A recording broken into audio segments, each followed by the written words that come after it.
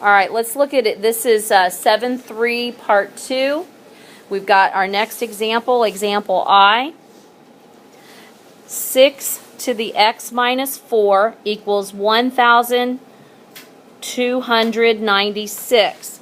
So there's been some question about how you know what to use. Well, I would most certainly start with 6, taking 6 to a power to see if you can get to 1296. Hopefully you can. 6 squared, you wouldn't start there because you know that's 36. 6 cubed, I think, is 216. What about 6 to the 4th? Anybody try that? Oh, that's it. Okay, well, good.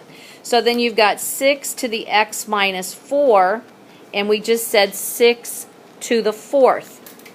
So that one worked out great. Once you get your bases the same, you're basically just getting rid of those. And you're saying now that x minus 4 equals 4. And solve for x. So what's my x going to be, Josh? X equals 8. Okay. Questions about that one? Now this last one I think is going to show you what to do if it doesn't come out really nice. So first of all, I've got 16 to the 2x minus 1, and I've got 8. Well, there's not going to be any power I can put on 8 to get me 16, is there? So you're going to end up having to change both of them. So think about what root they both have in common. What would it be, Ethan?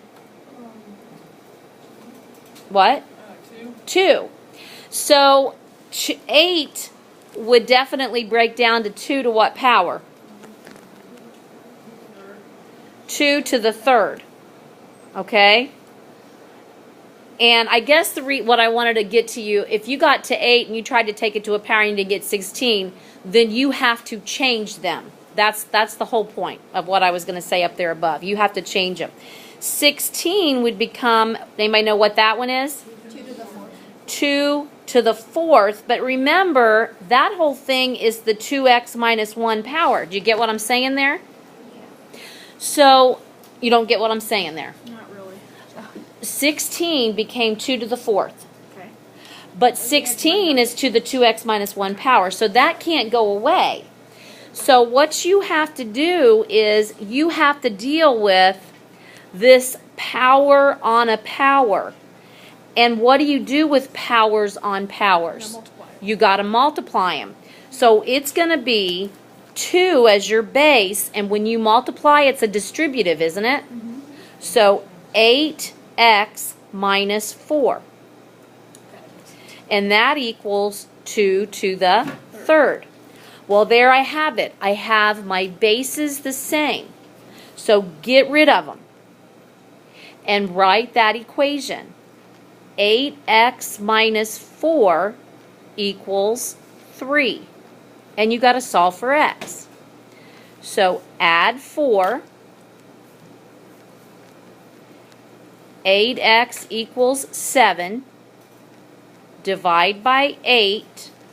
What does my x equal? 7/8. 7/8. Don't divide that out. Tell me x is 7/8 and just stop. Make your life simpler. Stop. Okay. Do we need to go back up to H? Example H. Anybody? 27 was 3 to the 3rd. And then it was x. 3 to the 1st. These two have to be multiplied together.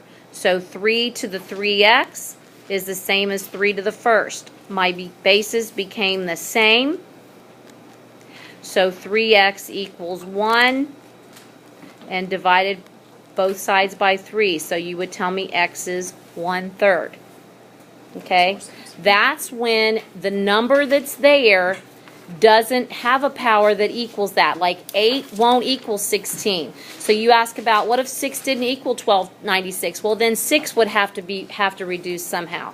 Somehow they both have to reduce to the same base, or they're not going to give that problem to you.